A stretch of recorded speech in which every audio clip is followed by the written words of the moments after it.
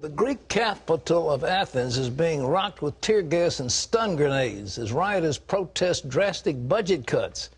Those cuts are the only way for Greece to get European bailout money. And you know what, Pat? Greece teeters off the brink of a meltdown with global consequences. And some are saying that it's a wake-up call for the United States. Dale Hurd has that story.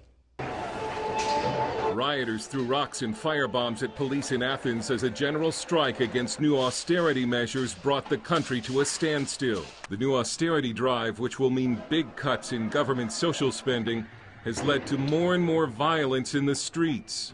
This union head warns the austerity measures will create continuing repetitive social explosions that unfortunately will be uncontrollable. Without austerity measures and another bailout, Greece faces the prospect of a default next month, a potentially disastrous event that could drag down European banks and hurt other financially troubled European countries. As the debt crisis lingers and worsens, more and more analysts are saying that the Eurozone is going to be damaged or destroyed. Market analyst Nouriel Roubini has warned that if this continues, the euro will move toward disorderly debt workouts and eventually a breakup of the monetary union itself, as some of the weaker members crash out. Although U.S. businesses and banks are not severely exposed to Greece's economy, a Greek collapse could start a ripple effect of more defaults through the European Union and then the world economy, pulling the U.S. down with it. Many economists warn that Greece should serve as a warning sign to Washington that unless the U.S. government gets its budget under control, America could see its own debt crisis sooner rather than later. Dale Hurd, CBN News in Hamburg, Germany. You might say, what in the world do I care about Greece? Unless you're Greek, you don't care. Well, you ought to care. I tell you what happened back in the late 1920s. It was a German bank. It wasn't all that big, but it was a significant bank named Credit Anstalt. And that bank went busted. And guess what happened? It started a chain reaction that led to the so-called Great Depression. People were failing all over the world. And if the Greek debt goes in, then Portugal's debt, and then Ireland's debt, and then Spain's debt, and then suddenly it begins to collapse. And then it pulls down American banks, and then there's no more money for credit and no more money for building, and suddenly we're in trouble. So, in my opinion, the best thing that could happen right now is for Greece to spin out of the euro and go in its own way with the drachma. And if they default, well, that's tough luck. But we can't just keep bailing them out, especially when the rioters don't want to control the situation. They don't want fiscal discipline. They just want more spending. We've got some of that here in the United States, but you think we're too big to fall? No, we're not. So there are storm clouds on the horizon. It may take a couple of years, but it's going to happen unless we get our house in order. And as was said in that piece, this should be a wake-up call to all of us. Well, Lee Webb has the rest of our top stories in the CBN newsroom. Lee? Pat, 19 people are dead after suicide bombers attacked a hotel in Afghanistan. Terrorists stormed the popular Intercontinental Hotel in Kabul. It happened during a conference which ironically dealt with handing over security responsibilities to Afghan forces by the end of 2014. NATO helicopters killed 3 of the terrorists on the roof of the hotel. Afghan security forces then rushed in and killed the remaining 5 terrorists. Afghan officials say the attackers were heavily armed with machine guns, anti-aircraft weapons, rocket-propelled grenades, hand grenades, and grenade launchers. Hotel guests say they heard gunfire throughout the hotel. It was a huge blast, some 5-6 blasts. There was on 4th and 3rd floor blast. The Taliban has claimed responsibility for the attack, Pat. Well, this should be a warning to President Obama. He's acting a little too precipitately. The minute we start pulling out, the Taliban is going to say, it's our country, we're going to take over. And the government of Hamid Karzai is not capable of taking security. They are corrupt. Karzai is corrupt. It is a center of drug trafficking, of heroin production. And it's high time we recognize it. We probably should never have gotten into it to begin with, but once we're in it, as was said a few years ago by the Secretary of State, once you break it, you own it. And we own it right now. It's our country. So it's time we get something done. But The Taliban is just itching to get its hands on our heavy weapons and to overrun our positions as soon as we show weakness and begin to deploy, to come out. And it's not a good thing. And so yielding to domestic pressure, we could do worse damage than if we had never touched Afghanistan. Lee?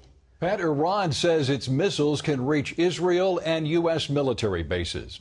Iran's Revolutionary Guard just tested surface-to-surface missiles like this with a range of 1,200 miles. The missiles put Israel, U.S. bases in the Persian Gulf, and parts of Europe within Iran's reach. Washington and Israel are not ruling out military strikes on Iran if diplomatic efforts do not stop its development of nuclear weapons. CBN News terrorism analyst Eric Stakelbeck says this latest missile threat is just another sign of Iranian boldness. This shows clearly that this Iranian problem extends far beyond the Middle East. This is not just a problem for Israel. Iran is a problem for the world. They truly believe that they can usher in the end times, usher in the return of the Islamic Messiah if they act forcefully in the Middle East. You can hear more from Eric at his blog, Stakelbeck on Terror. That's on our website at cbnnews.com. President Obama says the goal of his health care law is for every American to have health insurance. So why is his administration issuing so many waivers excusing organizations and businesses from the new law? As Jennifer Wishon explains, political pressure from the Republicans is about to bring that practice to a stop. Nursing homes, lavish restaurants, and even nightclubs have been excused from parts of the massive new healthcare law. 1,400 waivers have been approved, but at the end of September, the administration will stop taking applications. If the bill was so good, you wouldn't need all these waivers. Utah Senator Orrin Hatch is one of many lawmakers wanting answers from the administration, specifically which groups were denied waivers, a question that became more pressing once critics saw who got them. Most of the waivers are given for union companies and for companies and businesses within some of the leading liberal Democrats' jurisdictions. That includes House Minority Leader Nancy Pelosi. The Health and Human Services Director who hands out waivers says there is no role that politics plays in any way, shape, or form in the processing of the waiver application. Instead of political poker chips, the Obama administration insists waivers serve as a bridge. When the law takes full effect in 2014, employees dropped from their employer's insurance can enter the new taxpayer-subsidized healthcare exchange. Until then, a portion of the healthcare law dealing with annual benefit payments could put workers at risk of losing their coverage. That creates a PR nightmare for the administration. A law designed to get more Americans insured could cause people to lose their insurance without a waiver. I think that everyone should hate the Obamacare waiver story. People who love Obamacare should hate it because there are people being waived from it. And people who hate Obamacare should hate the waivers because there are people who aren't being waived. The Government Accountability Office recently found the administration used objective standards to issue waivers, but critics argue the process seems shady. The problem is when you do this kind of thing, you create something that's arbitrary, this waiver process. And you do, even if you're being straight and honest, you do create suspicion. Because it's a who you know process. It's a not what the law says. The Obama administration says companies that would have benefited from waivers have probably already applied for them, so ending the program won't hurt. Ending the waiver program also ends a political distraction for the president as he runs for re-election in 2012. Jennifer Wishon, CBN News, Washington. Movie premieres aren't that common in the state of Iowa. But when an election is around the corner, the American heartland becomes the center of attention. And it helps that the star of the film is Sarah Palin. CBN's chief political correspondent David Brody has that story.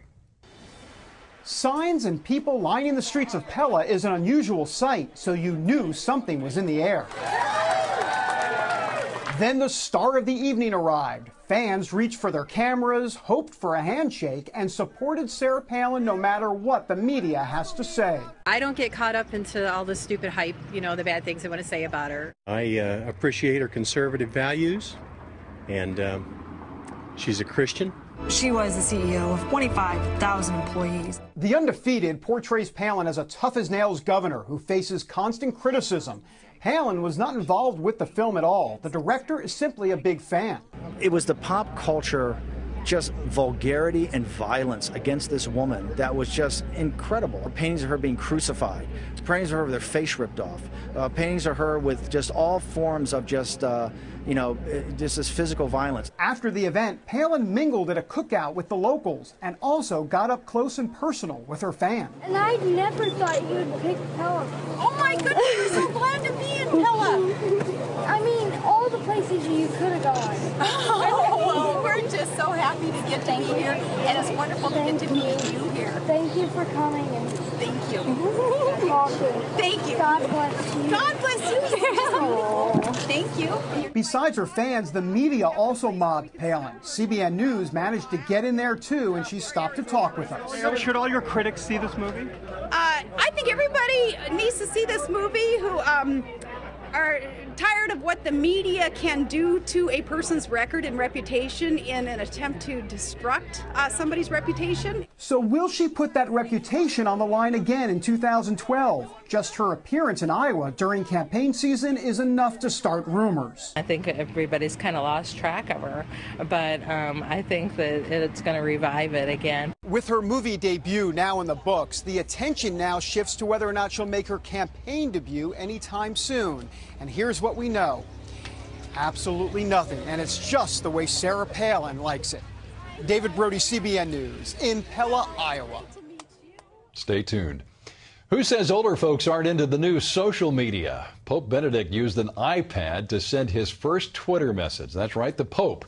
He wrote in English, "Dear friends, I just launched news.va. Praise be our Lord Jesus Christ, with my prayers and blessings."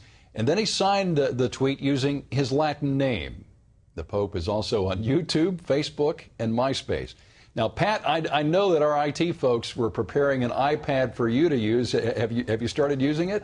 My wife is using it and loves it, but I guess she got me a book. I think the latest Clancy book is on the iPad, and I've got to get her iPad on to read the book. Now, would you ever be interested in tweeting, Pat?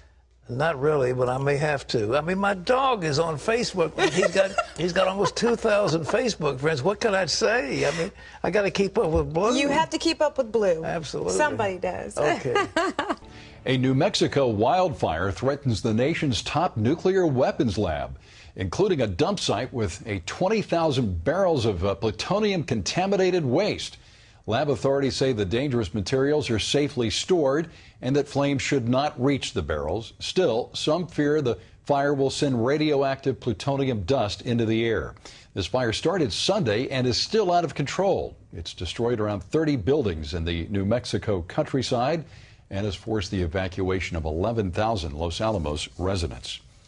The gay marriage debate taking a new turn in New Jersey. 7 gay couples are filing a lawsuit to try again to force the state to recognize same-sex marriage. The state already has a civil union law, but gay activists say it creates an unconstitutional separate designation. Social conservatives, though, say New Jersey's civil union law already gives gay people the same legal protection as marriage. You can always get the latest from CBN News by going to our website at cbnnews.com.